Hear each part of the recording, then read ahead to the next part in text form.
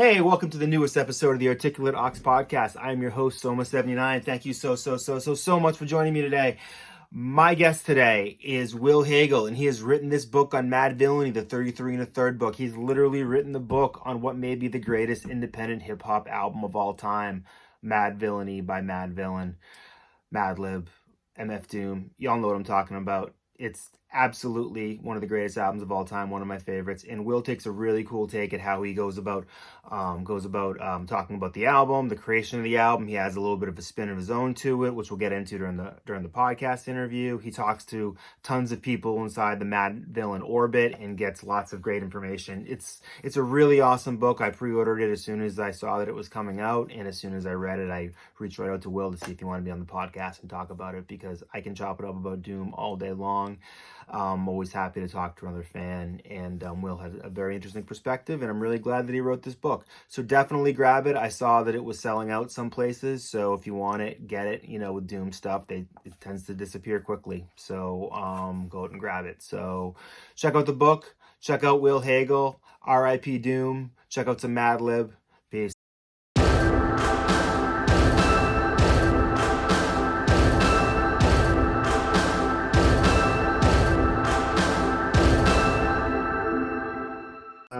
Hey, welcome to the newest episode of the Articulate Ox Podcast.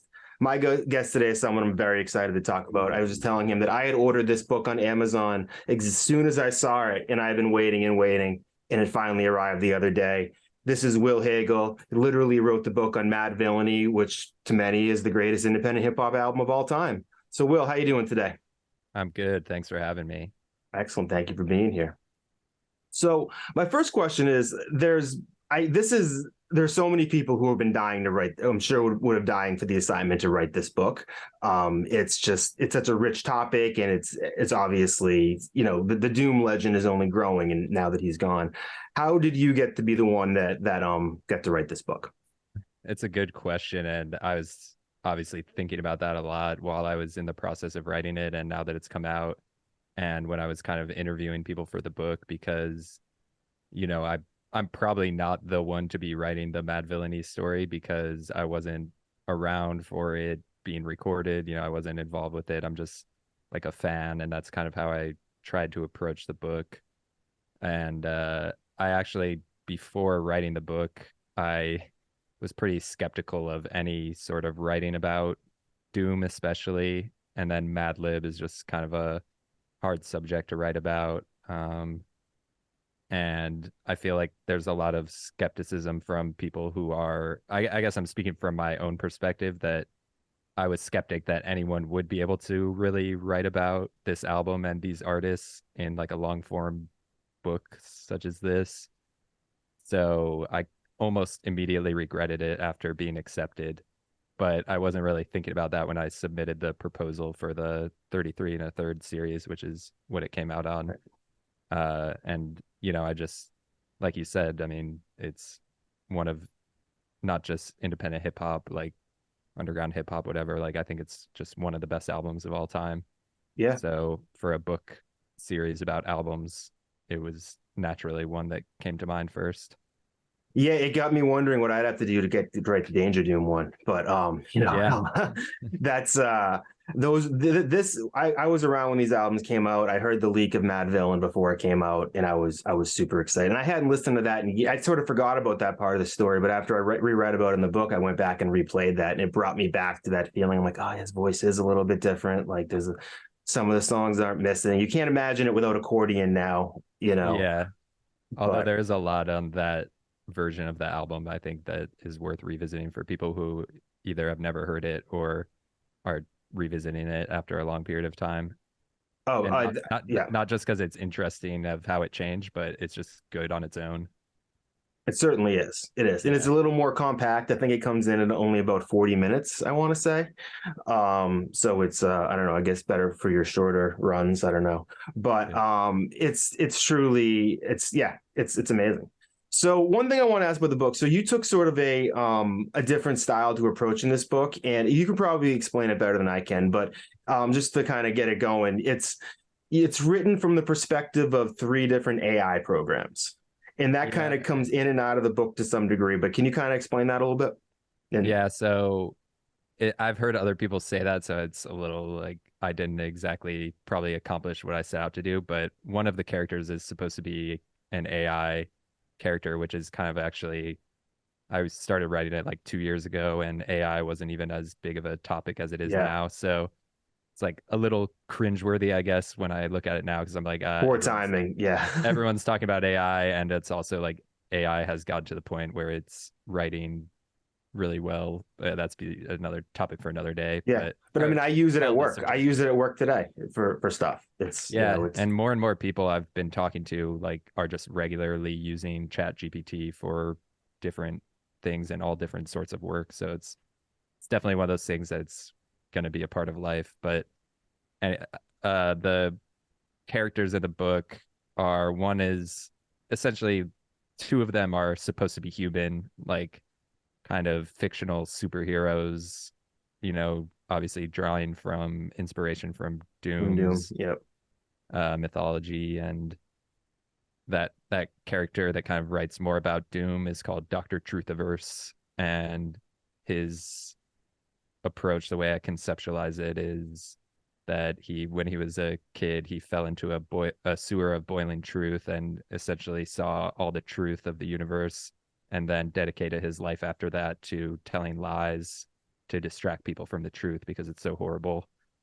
But kind of used that as a way to talk about Doom because he sort of did a similar thing, and it's not that far of a leap from his character and mythology.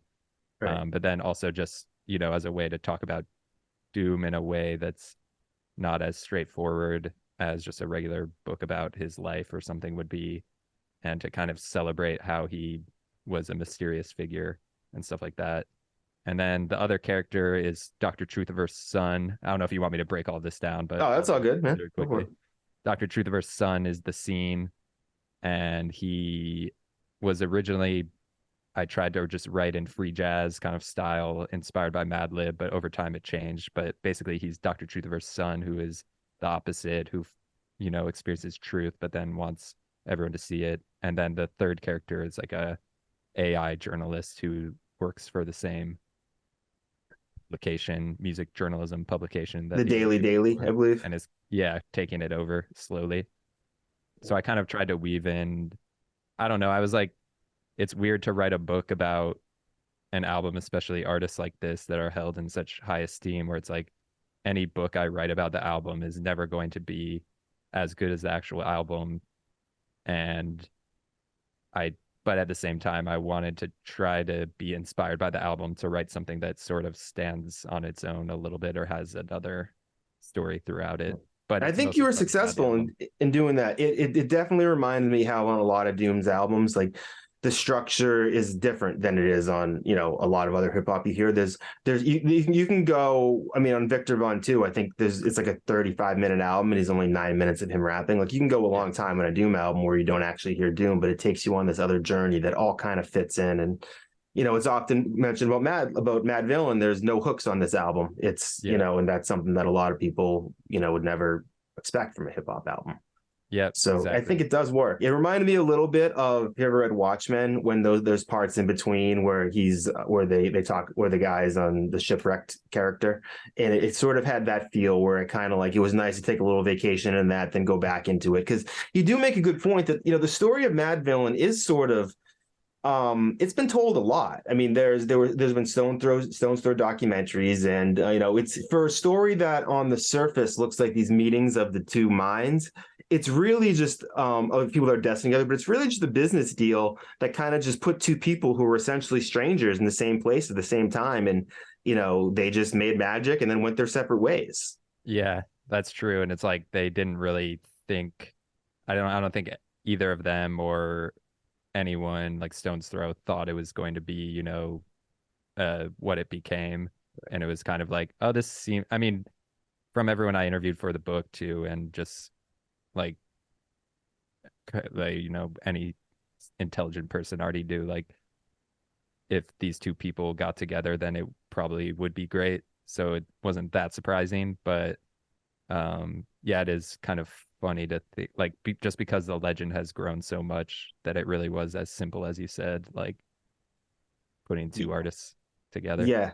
And it's funny is that I remember there was a time where the legends sort of felt like, oh, they were just in there in the room doing it all together, and they were just smoking weed, taking shrooms, banging it out. And as time has come on, it's sort of gone the opposite today. Well, now the legend is, oh, well, he was in this room and he was in this room, and Doom was smoking weed on the roof, and he was Yeah. and Madlib was in the bomb shelter. And you're like, well, 12 different sides to every story. Yeah, but I love the way they talk about that too in other interviews and stuff like Madlib has done, where he's like, I don't even need to be in the same room as Doom to be communicating with him. And even like Doom has said stuff like that about his brother after his brother Subrock passed. Yeah. Like he's in the room with me still, like, and I'm communicate with him all the time. And I feel like both Doom and Madlib are people who can really communicate well with music, whether or not they're actually collaborating live in person. Right. I was glad, before I forget, I when I was reading the book, I was thinking about the meme that you mentioned somewhere in the text about like the dopest beat ever. I'm gonna put 4 seconds of it on an intro. Like I couldn't, I was looking for that meme in my phone forever, and then I was glad you mentioned it. That's just sums it Yeah, so up. you have seen it. So I Yeah. didn't imagine it then. No, that really happened. If I can find it on my phone, I'll send it to you. But it made me Yeah. laugh so hard, and I had like no one to send. Like none of my friends get it, so like Yeah. I don't know who to send it to. Yeah. It is surprising though that the when I looked it up online, and I don't know how outdated this number is, but it put the sales figure on Madvillainy at like 150,000, which I feel like has to be low. But I mean, it's definitely had an impact that's reached well beyond that. That does seem I think I saw that too, and I was like, I don't really know, to be completely honest, how much any other album sells, but Right? Yeah. especially in 2004, like it seems like it would have sold more than that. Well, I think it was Pitchfork Album of the Year too, which that not that that is like the end all be all, but that certainly puts you in right in the prime spot of people who like to spend money on records and be hip. Yeah, exactly. So I feel like that's a or like that's Yeah, it lower must than it be. really is, but I have no idea. Then again, how many people stole it? It's probably one of those That's true. albums that's really easy to steal. Though I will say that I was trying to explain to somebody who didn't know who it was, who, I have the album right here. I got this is the one I got when it came out, I believe.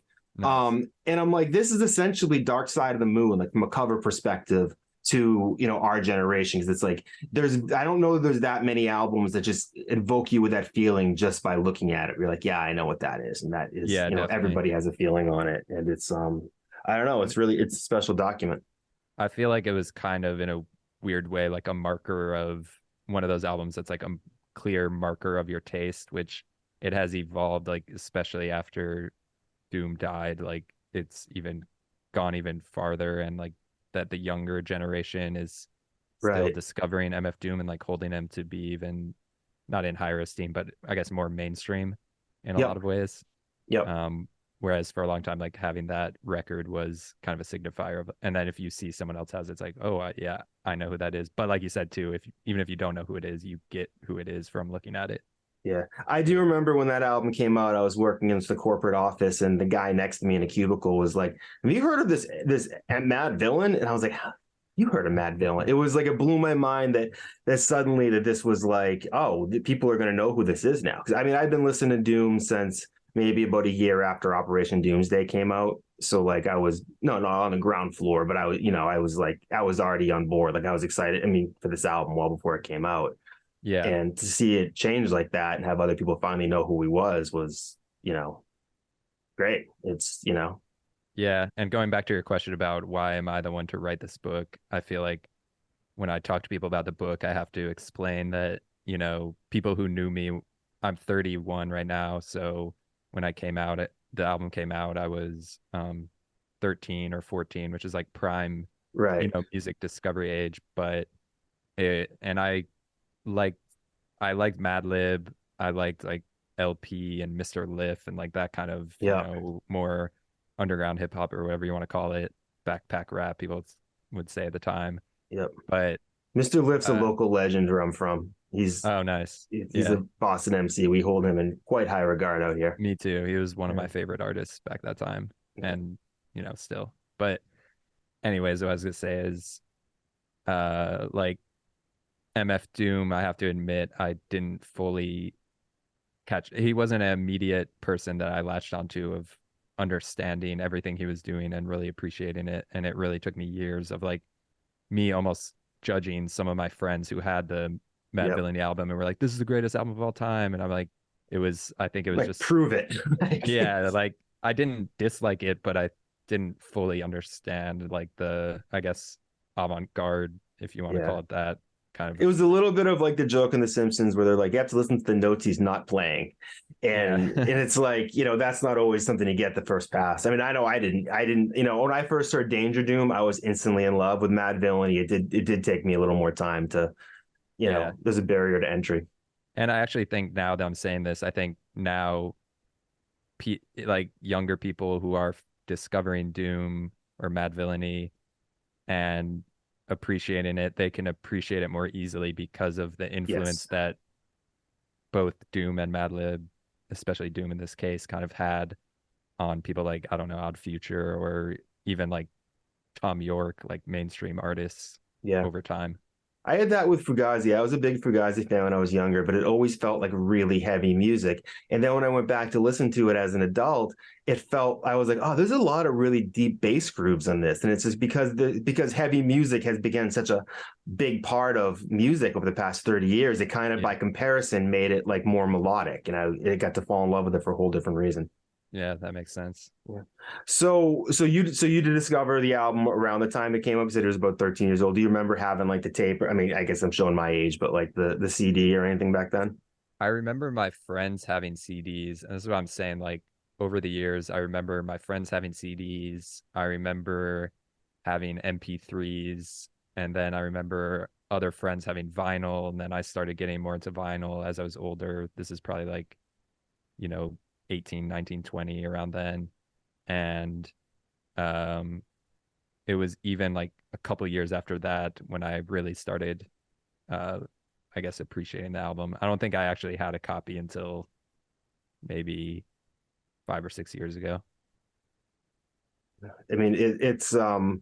Do you like what are your standout songs for? Like, what are the moments that really jump off you? For me, Meat Grinder is just I could listen to that song over and over again. And I like the point you made in the book about how it's one of those albums that you do get something new out of it every time, and it's usually not just something small. It's usually something big. It's that's what I really appreciate it. But what are your highlights from it?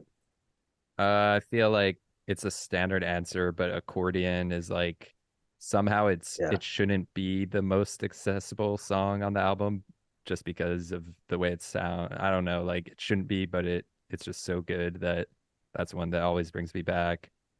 Meat Grinder too, but even Meat Grinder I feel like is a great example of a song that's just like you said, like so complex that you have to really you could listen to it forever and it's Yeah. always going to be just mind blowing.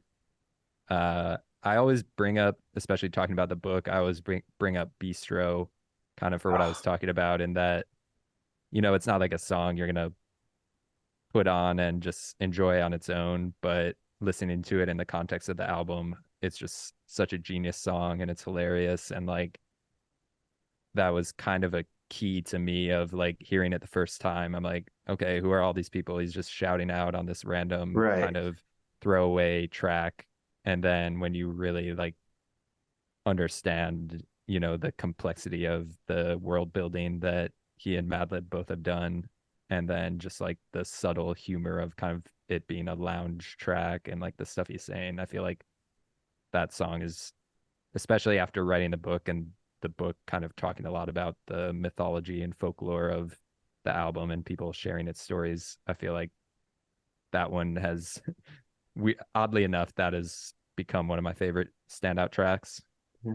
So one thing too that I remember from the book, that this is a little bit of folklore that I've heard said a few times. It's mentioned in the book, and I was curious to get your overall thoughts on it. Is it's referenced that in the beginning of Accordion, his first couple lines are, it's living on borrowed time, the clock ticks faster. And there's people now who kind of will say, well, he knew that he wasn't well, but this was like 2004 or 2003. And we're still, I'm not here to pump you for information or anything, but we're still living in a world where whatever MF Doom's cause of death is not released. I don't know who knows it and who doesn't. Obviously there's speculation, but do you believe that is that, that he is trying to communicate some sort of illness, or do you believe that's something that just in hindsight is just ironic and fits a narrative, fits the lore? I think honestly, I think it could go either way.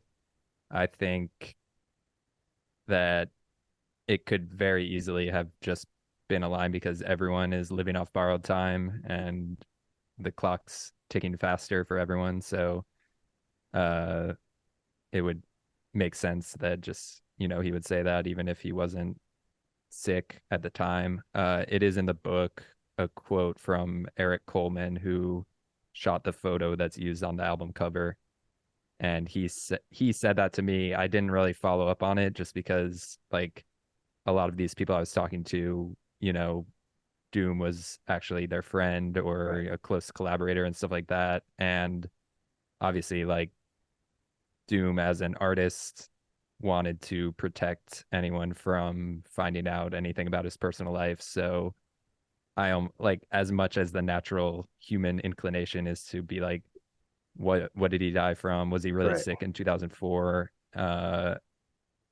And as much as I would want to know, I didn't really ask anyone. Like, I don't have any information that you don't have Yeah. It is about what interesting. he I was mean, sick with there. I found something similar where I did a song with Esoteric and Cool Keith a couple of years ago that's going to come out on my album next year. And I wouldn't say I'm friends with Esoteric, but I would say we're friendly.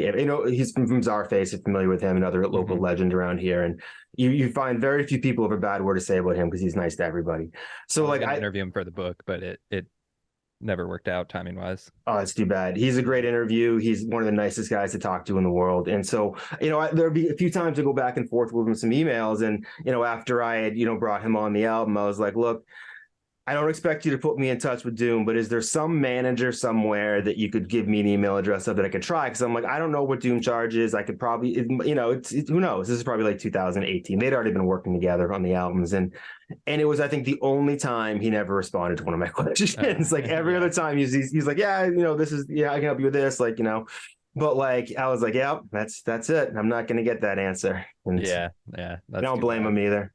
You know. Yeah.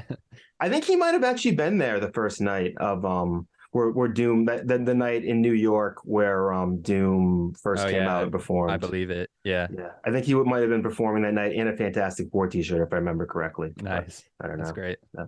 So you mentioned the interviews, and so there's a name that's in this book a lot, Malaysia Shabazz, Yeah. and I've watched numerous documentaries on Madvillainy, whatever's out there, the Stones Throw ones. I watched a couple even before here just to get my mind head in it, and her name not mentioned at all. Now, obviously, based on what happens, what you talk about in the book, she had a lot to do with Madvillainy, and she, is a very integral part whose story hasn't been told. And it seemed like this was her opportunity to kind of get some of that out there. So, am I right in phrasing it that way? And what was it like meeting Malaysia, and what was that experience like? Yeah. So, I mean, with that, is like obviously for the book, I was just doing research, just, nothing crazy, just Googling whatever, Madvillainy. And there are a few articles, some that she's written, and also another Boston guy, Dart Adams, had written an article about her or mentioned that included her kind of in the narrative. But again, yeah, like as I was writing about sort of the folklore of the album and like from fans debating what does this line on accordion mean to, the official, not official, like articles from Stone's Throw or whatever that we kind of over time have like, the more a story keeps getting told over and over, the more you kind of accept like, okay, this was the fact, and like it becomes, I guess, a mythology. It's always subject to change, but it's not written in stone, but it almost is. Um, so yeah, I mean, I just reached out to her because I was like, it seems like she was involved in the creation somehow, so I'll talk to her. I talked to her twice, for pretty long interviews on the phone, and she kind of just gave me her whole backstory of how she came to know both Madlib and Doom. And she claims that, well, she was a journalist who interviewed Madlib. The article's still floating around online in Mass Appeal. You can find like a Yep. screenshot of it. And she interviewed Madlib in LA. And she says that after the interview, or no, it's actually included in the interview a couple other names of people that Madlib wanted to work with. I can't think of who it was off the top of I my head. think they were interesting names. I want to say It maybe wasn't Cool G Rap. I think Cool G G, Rap. yeah, That's he right. was one of them, and I forget what the other one was, but songs I would love to hear. Yeah, exactly. So, then according to her, she introduced or she brought up the idea to Doom, and then she was kind of Doom's manager. And like you said, you reach out to is there some manager. From what Yeah. I understand, Doom had a lot of people who would help him with his business dealings and things like that. And she was one of them. She is very strongly opinionated. You can read in the book Yeah, that it comes through. she was the manager and that she, is very responsible for Madvillainy, which I think I it's kind of like the point of the book. I don't want to be too. I acknowledge my bias is towards her in the book, Mhm. but I will also say on the podcast, like everyone who I talked to kind of disputed other people's version of the events, which again is kind of the point of the book, is that there are so Right. many different versions from people who were there. The And there only were people only who, a small number of people there too, because I yeah, saw something that's like Stone's Throw maybe had 10 people working for it. So you do right. have, there's not a whole lot of people who can interject, oh, it's a little more like this, a little more That's like true. It's not that, like it was a major label thing, like it was a small operation. But um basically now I lost my train of thought, Oh, but sorry. That no, it's Will not your Hagle, fault. It's my own fault. Yeah. uh you're yeah, so it's saying, good. yeah, I'll go for it. I was gonna say the book is kind of celebrating that, or not celebrating, but showing how there are differences of facts and opinions, and that the only two people, that's what I was gonna say, the only two people who really know anything or like, who could have possibly made the album, obviously, are Madlib and Doom, Right, neither of whom I talked to for the book.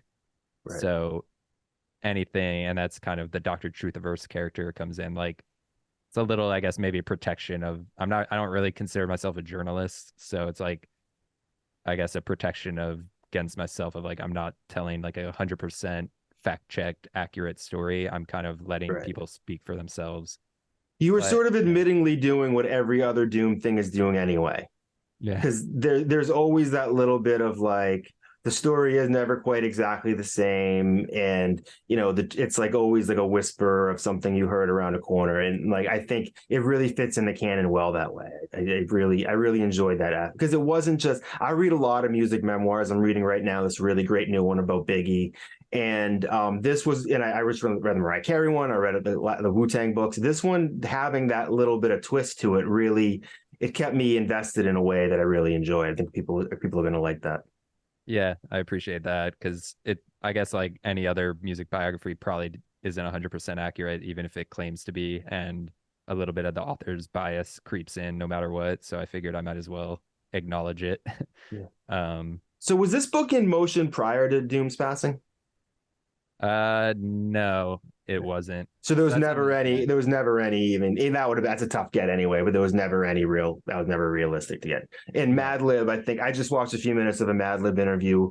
In all respect to Madlib, he looks like a really tough man to interview. It was the Red Bull Yeah. one, and he wasn't giving up the answers, and it's just I'm not surprised he would. I don't know. I'm assuming you reached out, but I'm not surprised he declined it for something like this. Yeah. And then since I did reach out and never got in touch with him directly, but heard from other people he wasn't interested. And I kind of over time realized like the book is, since the point of the book is talking about celebrating the mystery of Madlib, of Doom, then it's almost better if I don't talk to him Yeah. because like, I mean, that's one of my favorite things about him is he's like, I just want to do music like just every day, all day for his entire life. He's just pumping out beats, making music, and he doesn't want to talk about, was Egon or Peanut Butter Wolf or Walasia Right. more involved in the album, which is what's, some of those people wanted to talk about. Everyone wanted to talk about the music to a certain degree. But I think Madlib, he doesn't even want to talk about the music because to him that was almost 20 years ago. And he doesn't even. You mentioned in the book he Yeah. claims to only released 30% of the stuff he's made, which is wild. Like, Yeah. is he having a contest with Prince about how much he could possibly leave behind in a vault? Like, I mean, Maybe. and Dre's probably up there too, but that's pretty remarkable. And to some degree too, if you believe, the narrative really is if he's in the bomb shelter and Doom's, smoking weed in the roof, the other people are in the room talking about it. It's basically left to be, I'm presumably Egon, Peanut Butter Wolf, Will Asia, whoever other people would have been there. And, And that's the mythology of Madlib too, as like Madlib's not as much of a fictional character. I mean, I guess Quasimodo is, right, but he's backed away Dead. from that as time has gone on. Like he's taken maybe a little step more into the working. I mean, we haven't seen Quasimodo in a while, unfortunately. Right, but I guess just the artist Madlib is like a mysterious artist who we like, or I'm speaking for myself again, saying we, but we like him because he's, a person who's always in the bomb shelter pumping out Yeah. beats, and like I don't really want to know if if that's not true, I guess, if that makes any Yeah. sense. He said on an interview, on an I older think it interview. is. Yeah, I think it is too. I was just watching his older interview that I think was from Dutch television, and he said that he's like, I don't want to be like Jay-Z. I've seen what a guy like his life is like, and I just don't want that life. And Yeah. it's the idea that you're Madlib and you can fly to Brazil and you can stay someplace nice and you can chill and go record shopping and like, I mean, that sounds like kind of like probably better than what Jay-Z does on a lot of days. Like Jay-Z That's probably true. wakes up with a lot more stress than Madlib does. Obviously a lot more money, but It's more sustainable too because he can just keep doing it forever. yeah. So I'm actually interviewed, I think, everyone by phone or Zoom. Uh, a lot of it was just trying to track people down any way I could. And there's another thing I was going to say about Walesia is like, even though some people will dispute her story and she's very, passionate about trying to get across like her version of the events, like she definitely connected me with certain other people like Dante Ross, Havana Joe, who did some marketing around the album. And so but she doesn't have great things to say about Egon or Peanut Butter Wolf in the book. So Yeah, it's pretty that was kind of explicit. It's separate. And then like Egon, basically, I included it in the book, but he told me the only reason he agreed to do the interview was so he could talk about how he was more involved in Madvillainy than oh what's yes. been presented in the media about Peanut Butter Wolf, his involvement. Peanut Butter Wolf, I only interviewed via email. So, um, but I did give him a chance to kind of respond to Egon's statement Right. about his relative involvement. So Yeah, I mean they certainly don't seem to be on the same page these days. no, it's too bad too. Like, and also, the politics of it, it's kind of come out in this niche world in the news a little bit with, who deserves credit and what's happening at Stone's Throw and should artists have been paid and Right. stuff like that. But it's like, to everyone's credit, like everyone loves the album and everyone was involved. Everyone who's featured in the book was involved in some way, whether or not they're overstating their own importance or undercutting other people who were more involved or whatever. They were all involved in some way that helped it eventually get out into the world. And like I said before, like Madlib and Doom are really the only two who can, I think, take credit for Madvillainy because they're Madvillain, and like no one had anything bad to say about either of them, and Right. in fact, quite the opposite. So Right, and it's like no shade on Doom, but he definitely there's some situation in his career where he didn't come out always looking the best. no, It's and even too like so there's been dispute recently about Egon and I'm not sure if you saw this about Doom's missing rhyme books. yeah, I saw that it looks like allegedly there are some rhyme books of Dooms that are in possession of people at Stone's Throw. I don't know what it was, and there was pressure on trying to get those returned to the family. I think it actually came from his wife that mentioned this, so it's not like it's an unreliable source or anything from Doom's wife. yeah. I honestly, so that's another thing is like I'm kind of hypocritical because I hear something like that and I'm like, obviously, if he really does have these rhyme books, why wouldn't he just give them back? Something weird is going on with that. Like, just give them Right. back. And I totally understand people pressuring him to do that and his wife for asking for that to happen. It's not like And they're masters. There's something that yeah, it's like you can't resell that. Like, because Yeah. obviously once you do, it's like almost like having a stolen painting to Yeah. some degree. You I was know, gonna say I'm hypocritical because I kind of see stories like that and I'm like, it's just political draw or political is not the right word, but like I guess like interpersonal politics, if you know what I mean. But like right, it's like drama that has nothing to do with how good of an album. Well, not, this is beyond just Madvillainy, but like thinking about the book. But then I was kind of thinking about that when writing the book too, of like I'm kind of hearing about all this drama that I've heard rumblings and rumors about, but I didn't really know the extent of how much relationships were strained almost directly because of Madvillainy, and like how much people now, when they were talking to me, wanted to unload a lot of that, wanted their feelings about their own involvement or how they perceive others' involvement in the album. So I was like, I don't want this to be the focus of the book, but when I'm interviewing people, that's kind of what a lot of people want to talk about. So I right. felt like I needed to just put it in the book. Well, for a story that's been Yeah. told a lot, it's a part of the story that hasn't really been told. So, to Yeah. get a fresh angle on it is certainly something that, fans of Madvillain are going to want to hear and be interested in. And it does present some really good points, and Yeah. I'll say too again, like I'm not a journalist, so I don't think I'm cut out for being a journalist because these are all real people and I don't really want to like hurt anyone's feelings. And I thought I kind understood. of Yeah. wrote the book in a way where people could speak for themselves. And if I did say anything that kind of gave away my own opinion, I would kind of acknowledge that I'm biased for whatever reason. But I don't Yeah. know. I think you did a good job of doing that balance in there because nobody wants to see a book on MF Doom to be like a mudslinging contest between Yeah, exactly. the people involved, and it's not, and it's obviously not, it's only a bit of it of a reality. But it is kind of crazy how this album that came together in such a short period of time is it just can change people's lives so much because relationships were ended, and there was a leak that's funny that came at that weird time in history where an album leak, Yeah. they're almost like, well, this is the end, this thing's never going to come out. And I do remember being a little surprised when it did actually come out, but you know, Yeah.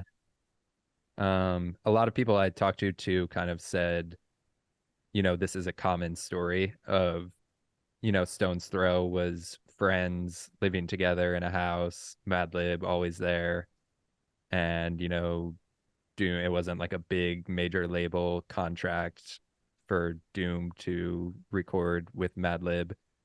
And then it became so successful and so influential that I think anytime that happens, it's, it usually doesn't work out with everyone happily right. walking off into the sunset or Yeah. whatever. Like I So, wouldn't be shocked if the three people who made the Blair Witch Project never talk to each other anymore. yeah, Like it's like when you have lightning in a bottle, it's you can only hold it for so long, and exactly. Um, so the talk of the sequel to Madvillainy, that was sort of the one thing about that stuff about the rhyme books that really made me think is that does this put us even further away from ever hearing Madvillainy 2? So I did a little research on this the other day. I think around January, maybe even the month after Doom had they announced his passings would have been in January 2021. I think there are some articles saying that Madvillainy 2 was about 85% of the way done, and there was going to be an effort by Stone's Throw to release it. And I don't think there's been much more recent talk on that. When I see things like, Doom's widow making those comments towards, Stone Throw, it makes me think that we're even further away from that ever happening. Any feelings on Madvillainy 2? I mean, not the remix album, but like a real, Madvillainy 2. Actually, if you look it up now, it has been in the news lately because I think Oh, Madlib, he was on Sway, and I think he's doing a couple other interviews for his new album, and he mentioned like that the Mac Miller collaboration cannot is, wait for that. yeah, is going to happen, and then he's also apparently said Madvillainy 2 is going to happen. But it's another thing with Madlib, it's like he says stuff like that over the years historically, and then it doesn't mean that it's necessarily going to happen. But Yeah. I don't know. I've always been someone who's like, I kind of don't want to hear Madvillainy 2 because the thing I keep talking about with the legend of the album and the artist is like it's almost a legend in and of itself that it's like there is the, it's like whatever, It destined Dr. to be a Dre letdown, who or Guns N' Roses. I don't want it to be like Yeah. Anchorman 2, you know. Yeah, exactly. Yeah. Like no sequel's never as good as a classic.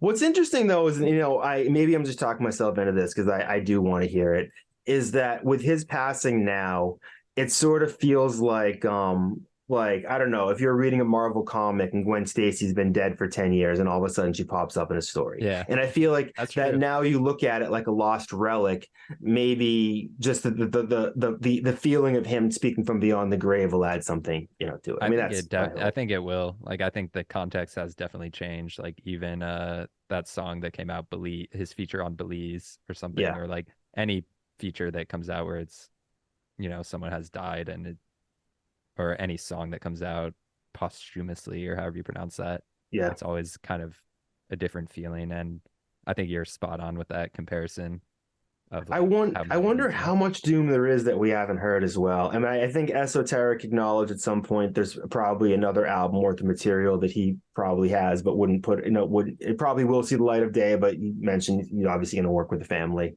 and do it Yeah, yeah, right. For somebody who, a lot of these big albums he did came out in a really short period of time. They came out in bursts, and then it was like we yeah, got nothing forever.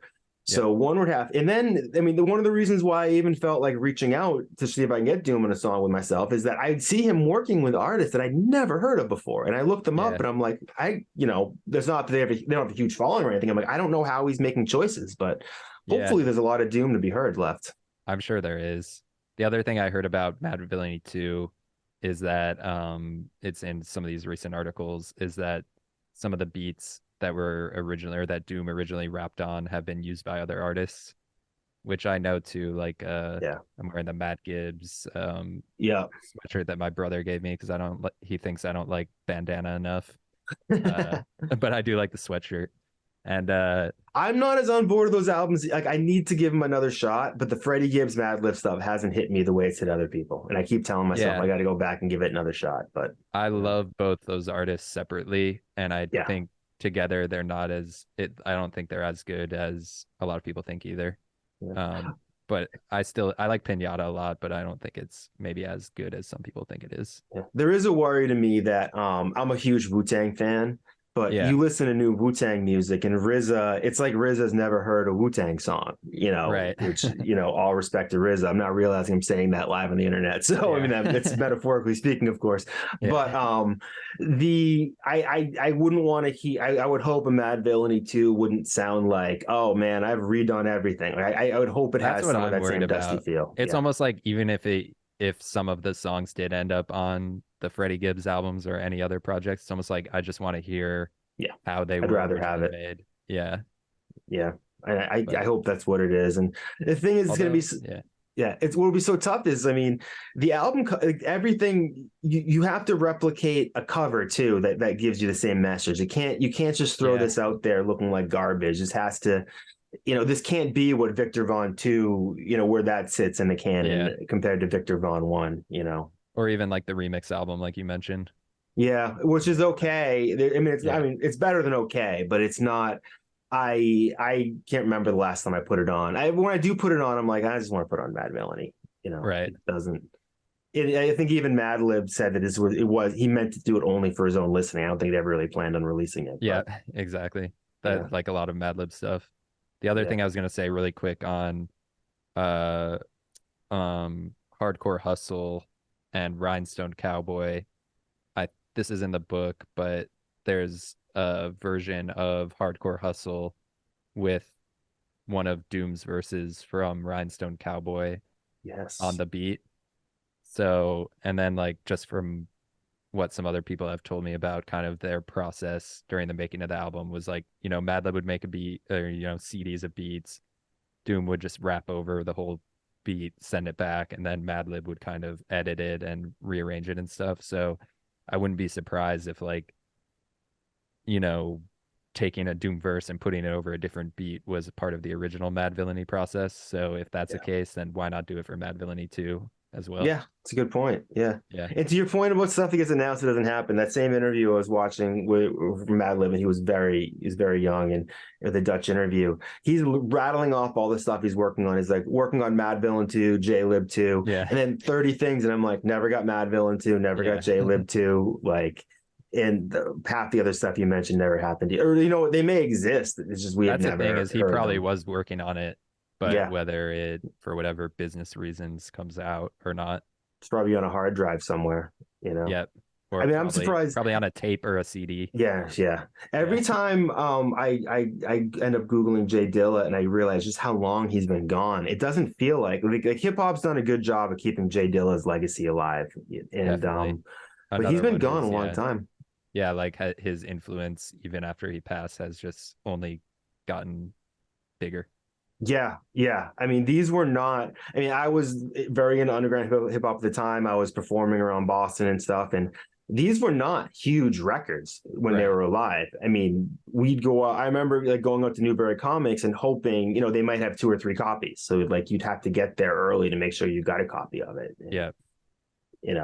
it's the good old days. I mean, I remember waiting in line outside of Tower Records to buy, Eminem, Marshall Mathers LP for like an hour Yeah. at midnight the night before.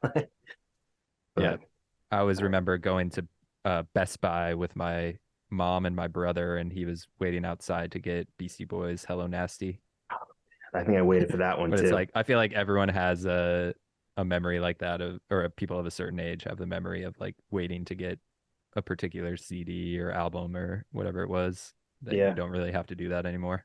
It's funny you mentioned the Beastie Boys because I was thinking a lot about Check Your Head, which is one of my favorite albums, and I was reading the book, and it occurred to me that it's sort of it fits. There aren't a whole lot of hip hop albums that fit a template similar to what Madvillainy is, but it's sort of in that same scope where it takes so many left turns, and there are times where it feels like you don't hear the Beastie Boys' voices for a while, but there's other things happening, and it's, I don't know. They felt like they were sort of like brothers from a different era. Yeah. No, yeah, it's true. So are you so what are you working on now? Are you working on any other books or? I mean, so my background before writing this book, like I've kind of done some music writing on and off, like more seriously at different periods for the past several years. So I still write pretty regularly for passionoftheweiss.com. Not sure if you're familiar with that site or if your listeners are, but it's a great blog that's been around for like over a decade now that covers hip hop and also any good music. And I occasionally will write for like some other sites and things like that, but I haven't been doing that lately because I've, just have like a regular separate job separate from writing as much as, but like basically, I guess like I'm one of those people who always wanted to be a writer. So that's kind of like what I focus on if we're talking about the theme of the podcast of like, I just like writing. So I'm always writing, but I'm not necessarily working on anything cool right now. So where did your writing career kind of start? Like, I mean, how far back does it go? It goes back to, I guess, kind of that, like that blog I'm talking about, Passion of the Weiss. I was kind of a fan of it even in high school. And then I went to college in California and started writing for like a school newspaper, and then also this company that was a startup called Earbits. They saw an article I wrote and they kind of let me write their blog, and I could just write about anything I wanted, which was awesome. Cool. And then I started writing for Passion of the Weiss. And then from Passion of the Weiss, I started writing for other outlets, like embarrassing writing if I look back on it now. Oh God, yeah. I used to write reviews for undergroundhiphop.com. I did actually a few of some Doom songs. Read a bunch of them. Yeah. I remember so happy when they let me do Melody, which is one of my favorite Doom songs, the DJ Newmark remix of Melody with Doom on it, which is kind of tough to find, but I got to write the review for that, and I was like so pumped. I'll gotta check that out. Is it still up? You can probably the review. I don't know if that's still up because this was probably 2005, and I don't even think that they're in business anymore. Gotcha. But the song is definitely out there. It's awesome. Yeah. So basically, long story short, with writing, I'm not as interested as I was when I was younger of doing, 'cause I listen to new music, but not the same way I used to. So I'm not as interested in writing about like, oh, this is the new artist or my instant reaction to like a new album or something, even though if I feel compelled, I'll write it. And uh but I'm trying to figure out like how to write more about not necessarily history, but I guess like kind of bigger ideas about music. Because I mean, I love just talking to people about music and thinking about music. And I feel like sometimes if I read like an interesting article, it opens up my mind to thinking about music and then also like life in a different way. So that's kind of what I'm trying to go for next, if that makes Mhm. any sense at all. No, that definitely does. I mean, it's we talk about a lot on this podcast, the path of discovery, and it's just it being about a passion and being about just exploring and finding out more information about yourself and the things that you love, which is Yeah. what we do it all for. Yep. Exactly. Um, so what are you excited about? I mean, besides Doom, are there any artists that you are really excited about now? Like current artists who are releasing stuff. Yeah, like are there people who like I guess who are some artists that you've written passionately about in the past, I guess.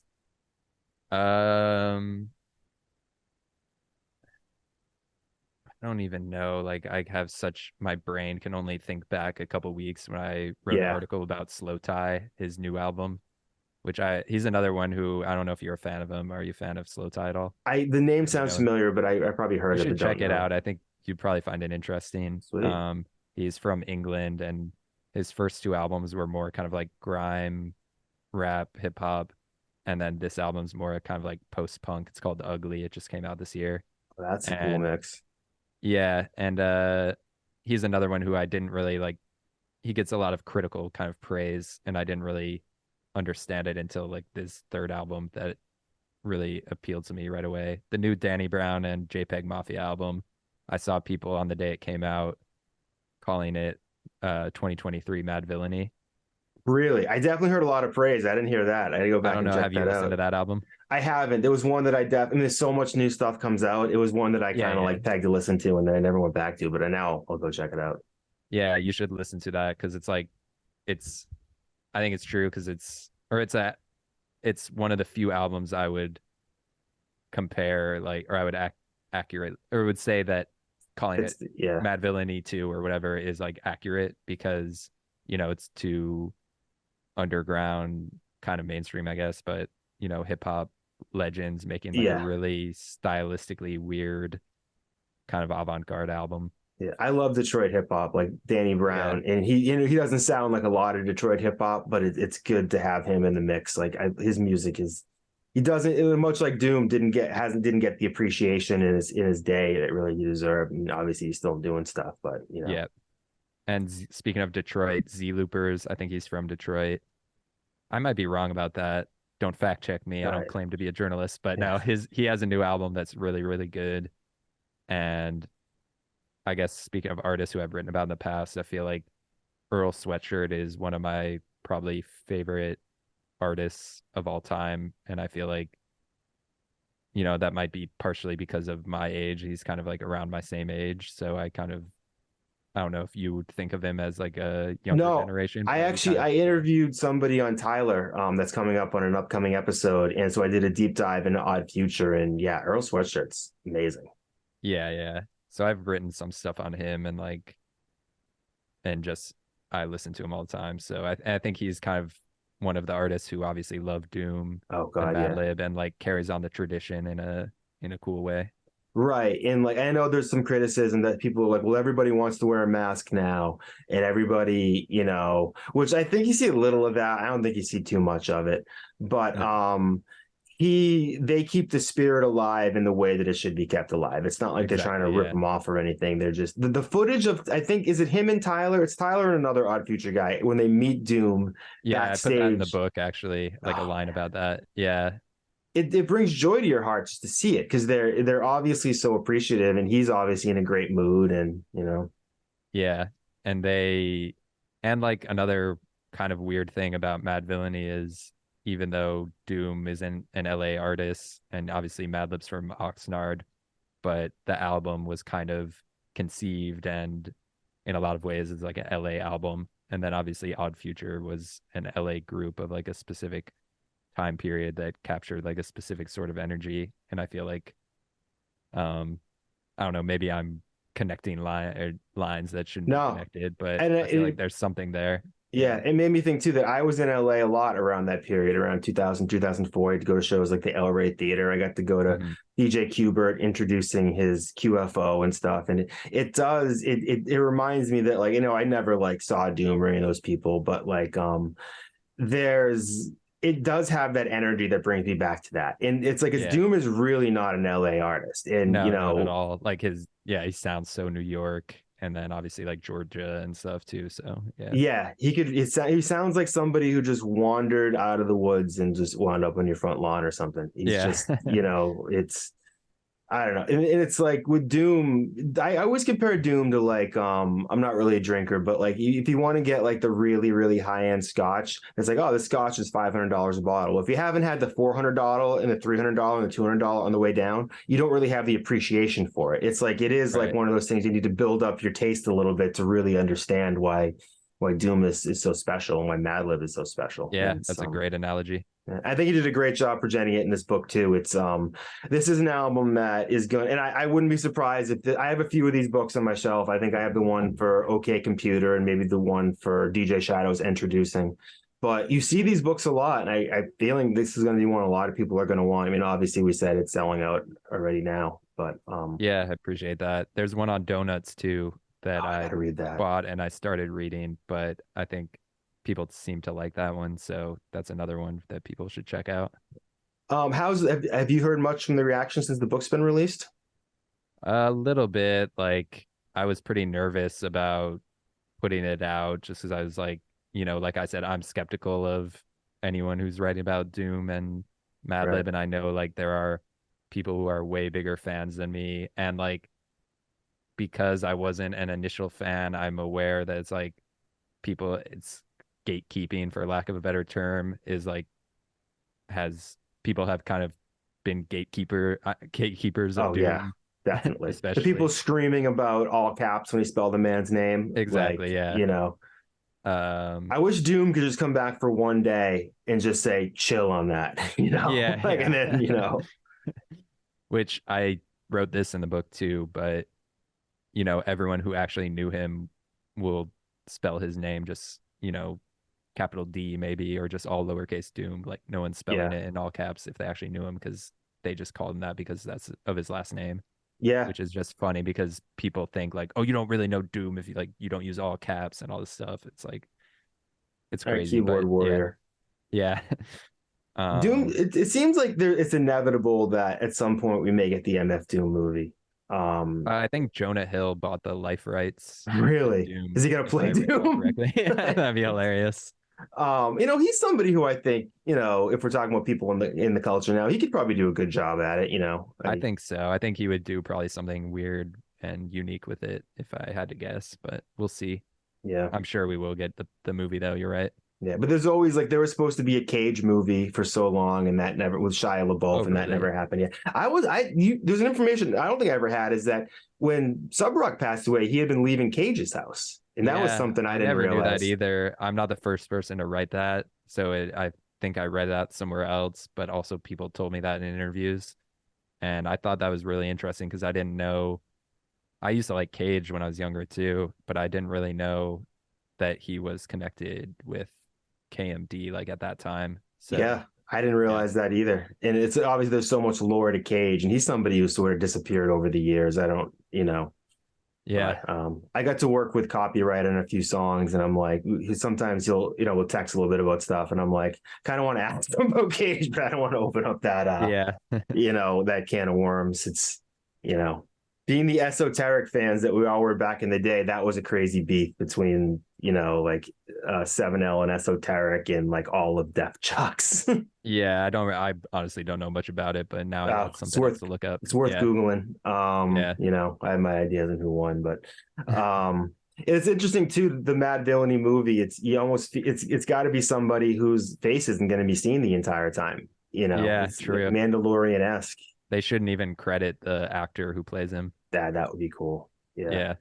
There was one of the things that I really enjoyed that's mentioned in the book is how with this is something I've been kind of doing on a project I've been working on, and I don't know how I felt about it when it's mentioned in the book. I'm like, did I get it from that? But like that every version of Doom is a different version of Doom. Is that like, every time there's a new album that comes out, we're seeing a different image of him in a different style, and it keeps him eternal. You know? Yeah. The craziest thing I heard Doom say in an interview, I think it's Red Bull Music Academy, both Doom and Madlib did them separately, is he said that Zevlov, I think this might be in the book too, but he said that Zevlov X of KMD was just another one of his characters who could reemerge at any time. And that Yes. could be another thing where he's just like saying that kind of as a joke or like, I mean, not really a joke, but like he could just be saying that retrospectively. Yeah. But I think he probably was kind of already starting to think of it like music as it's kind of like fiction, I guess, Yeah. is what the book talks about too. But like, not really reality, but drawing from reality. And I don't know, I just thought that was interesting. Like just the amount of thought that he put into every album, and it wasn't always clear to the listener, I don't think, of like who is King Ghidorah, like Right. what is this character exactly? Is it just Doom producing, or is it like, you know, I guess like the lore and mythology of it wasn't exactly laid out in like concrete terms, but I think Doom probably had his own idea of what he wanted people to interpret it as, and then obviously people interpreted it in their own ways, and then it just kept growing and growing. Yeah, I remember back in those days going to like Nick for Newberry Comics and going through the sections and seeing King Ghidorah over here and seeing the others over here. And there was a time where I didn't always realize these were all Doom because Yeah. they didn't push that. And I think part of that might have been that he had so many different deals with different labels. I don't know whether he had to use different names in different places or if it was like a business thing or what. But Yeah. you I think know, it was probably, or yeah, just who knows, but yeah. yeah, I'm sure you could the book will probably never get to be written, but his business dealings could be a book on it. Like the whole back and forth with him and Adult Swim and Oh what happened yeah. with that the Book of Rhyme stuff from that was a There's some wild great stuff story. about that online. And Yeah. obviously like that comes after Madvillainy, so I didn't get into any of that in the book, but I definitely have read all of that stuff. Yeah, and people definitely, like you said, like not everyone had great things to say about Doom, but I didn't really include anything negative about him in the book because I thought there's no point. And it's not like anything negative, is just kind of that, he set up his business dealings in a way, I guess.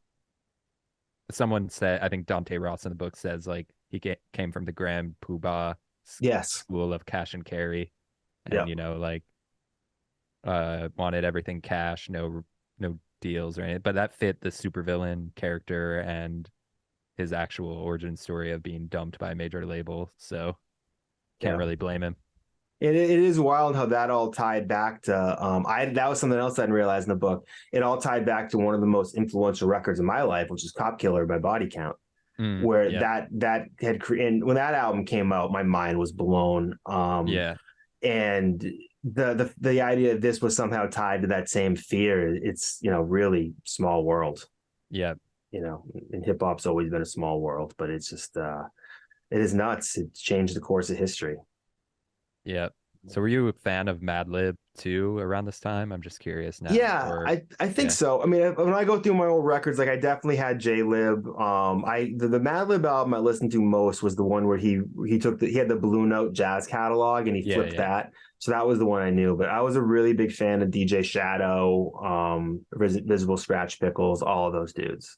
Yeah. 'Cause that's another thing that comes up in talking about the book is, well, first of all, I was curious from your perspective because they are only like 2 years apart, but Madlib kind of took longer, I think, to catch on or Yeah, get established and stuff. So, but like even for me, like it sounds almost like blasphemous to say, and kind of like whatever you said about the RZA is like I probably shouldn't say this, but I was like more of a Madlib fan than a Doom fan, yeah, really. And now, I mean, they're different, so you can't really compare them.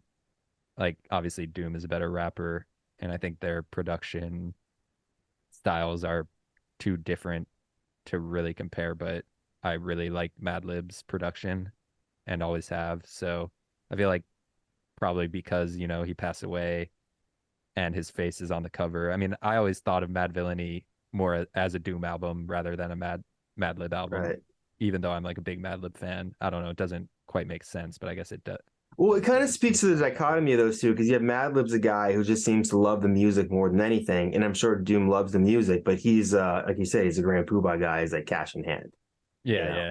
yeah, And yeah, it is pretty wild to think that he got paid like $1,500 to do, and I'm sure there's a couple other payments too, but yeah, like, and then Stone's Throw barely had it. And it's like, I don't want to be Joe Moneybags, but it's like if I need, $2,000 to make a Doom album happen tonight, like, we're gonna get that money. It's just yeah. The it's amount they crazy. spent on it, I was like, is inflation just that bad? And this was just, I like know. millions of dollars back in Because early they're talking 2000s. about But flying people to Brazil and all this stuff. I'm yeah, like, that's more than the budget for the whole album he's just talking about. right, right. Like, and it does speak to one of the things that this came up in a few other episodes is like what happened to underground hip hop, in the years, that came after that, where like Mm. it really fell off the cliff. Like there was no way to make money anymore because vinyl hadn't come back strong yet, and it was all digital, and everybody just had there was like no money, and there wasn't, and even like I said, Madvillainy did not make a lot of people rich. Yeah, Probably didn't yeah. make anybody rich. That's originally what I pitched the book as and wanted to write the book more about. It didn't actually end up coming out as much in the book, is just how like 2004 it came out after it leaked online at a time when everyone's like, what is the internet or whatever, like Yeah. why are people leaking albums from, at least in the industry? But then it only became more and more popular by people talking about it online, and like Doom fans kind of talking on message boards, Stone Store message boards, whatever, and like trying to, be like early versions of like internet sleuths or whatever. Like, Oh so yeah, I'm sure I was on Mac Lethal's yeah, board back in the day, and I think there was a lot of talk about shit like that. yeah. So I just think like as a as a cultural artifact or whatever, it's like perfectly positioned where it's, you know, like we were saying, having the vinyl, it's like a vinyl record. Underground hip hop is all about vinyl, and it's like sampling from records that were bought on vinyl onto tape. Right. Madlib would burn on beats onto tapes or CDs, and then after that, it like became popular because of the internet. So I don't really know what I'm saying, but just something about how it's positioned in terms of like media of the past and the future, and how it Yes, kind of bridges those gaps and is it does. influenced by both sides, or influenced by the past, but then it influenced the future. Right. It's funny too when you talk about Madvillainy being like, the most the greatest independent hip hop record of all time or something in that regard. I don't even know what is 2, 3, 4, and 5. Like I start Yeah. thinking about what else is in that, and I go, and we talk about the album and the cover art all calling together. I think some people would say Fun Crusher Plus by Yeah. Company Flow. That would be a common one to say. Maybe Labor Days by Aesop Rock, but that just might be showing my bias. Omega by Mr. Liff. Yep, that's another one. I That's don't think yeah. that was really, maybe in where you're from, but Right, right. I think yeah, the for me E personally. yeah the Mr. Lith album, though, always the biggest here I found was Alive at the Middle East, because the Middle East was such a venue here that we all love. The first time Uh, everybody got to perform there was like crazy. And then the EP where I think it was Emergency Rations, where he really lets loose on the government. That was, I remember people loving that mhm. shit back in the day. Yeah, yeah. Yeah. Uh, Yeah, it's like the song I feel like I know every word. Going back to Momega though, the fries, where it's like the government has a scan line inside your tan line and like microchips in your hands and stuff. yeah. It's like such a specific style of a certain time period. But when I was like 13, 14, I was like, this is amazing, I was and at it a still holds up. show. Yeah, I was at a show in LA when the Perceptionists were together, Acrobatic and Well, I did an interview in this podcast about with 3SK, so check that out if you like acrobatic. And Mr. Lift were there, and Murs was headlining, and I was just there by myself, and I was at the bar, just like boozing, and I hear this voice behind me, like this big. I can look him up. He's a big, tall, like a black dude, looks kind of familiar. And he's macking on these two white chicks really hard, and I'm like, who the hell is this guy? And I'm just like, sounds familiar, whatever. And later on at night, I see Humpty Hump come out on stage with Murs, and I'm like, that was Humpty. That's amazing. And I remember kind of chatting up with the perceptionist, like Mr. Liff and them after acrobatic, being like, "You got a Patriots hat?" I'm like, "Yeah, we're from like 20 minutes away. It's just that we're all the way in LA now." But like that was one of my best nights in hip hop, is that show. Because for me, Digital Underground was an enormous influence on me, and just acrobatic and Mr. Liff were two of the nicest people whenever you got a chance to talk to them. I think I saw them in a Best Buy together once too. Nice. That's great. Small world out here. So the other thing really quick I was gonna say is like I didn't know much about Freestyle Fellowship. Oh yeah. Like that's like, especially in LA, it's like that's another like underground scene that I didn't really know about until like even the past few years. But from going back and just listening to all of those people involved with that, and like Project Blowed and that whole history, it's in terms of underground hip hop, like also super influential. Very, especially in LA, because they're known, I think, more for their live performances than the stuff they put on the record. So obviously that's where hip hop started. Yeah, it's hard, and the energy in the room is probably better than it's ever going to translate onto a CD. But they're absolutely amazing. Yeah. So all right, man. I don't want to take up too much of your time. This is I always love to talk about MF Doom, and I was so excited to get a chance to talk to you about this. I absolutely love this book, and I think everybody should go check it out. And, if you can't find it, hopefully they know enough to print some more, because I think a lot of people are going to want this. And if it's got Doom on it, it's going to end up in my collection. So that's the thing, is I know people are just buying it because they like Doom or Madlib or Madvillainy. So it's like, I hope people, I'm going to be honest. I bought a couple of 33 and a third books. I put them on my bookshelf and I didn't read them. So, if you want to do that, feel free. But I hope people enjoy it if they do actually read it too. So, well, Doom does fit like this very narrow, that people actually will go deep down the Doom rabbit hole. A lot of people, because I've never read the OK Computer 33 and a third that I have, and I probably never will. But with Doom, now it feels like you're squeezing blood from a stone with Doom, because it's like every little bit that we have now we want. Yeah. So and I hope you get to write the Danger Doom book, because I definitely want to read that. I would love to. It's so just a quick question: how long did you put into this book? I keep forgetting exactly how much I actually. Like my sense of time, I think, is distorted. I think part of that is like COVID or whatever, but like, I think it was a year. It's been maybe almost 2 years since I started working on it, or like a year and a half. But then looking back on it, I think for a first draft, I had to write in like 6 months. And I was thinking, because they're short books too, so it's like 33,000 words, because it's 33 and a third.